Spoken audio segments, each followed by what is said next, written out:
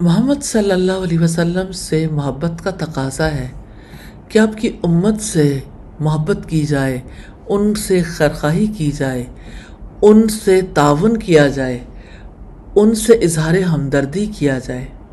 جیسے آپ اس امت کا غم کھایا کرتے تھے، انبیاء کی تاریخ میں اس کی مثال نہیں ملتی۔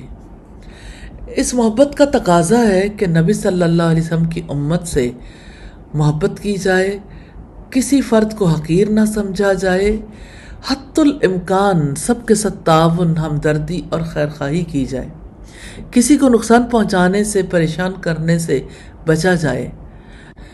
نبی صلی اللہ علیہ وسلم نے فرمایا، جس سے اللہ تعالیٰ نے مسلمانوں کے بعض امور کا نگران بنایا اور وہ ان کی ضروریات اور فقر سے بے پرواہ ہو کر بیٹھا رہا، تو اللہ تعالیٰ بھی اس کی ضروریات اور فقر سے بے نیاز ہو جائے گا۔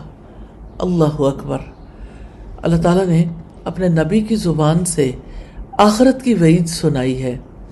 عمر بن مرہ نے سیدنا امیر معاویہ سے کہا کہ میں نے رسول اللہ کو یہ فرماتے سنا ہے کہ جو امام یعنی حاکم ضرورت مند فقراء اور مساکین پر اپنے دروازے بند کر لیتا ہے تو اللہ تعالیٰ بھی اس کی ضروریات یعنی فقر، مسکینی پر آسمان کے دروازے بند کر لیتا ہے۔ یہ سن کر امیر معاویہ نے ایک آدمی کو عوام کی ضروریات پوری کرنے پر مامور کر دیا۔ اللہ تعالیٰ سے دعا ہے ہمیں امت سے محبت کرنے کی توفیق عطا فرما دیں۔ آمین ثم آمین۔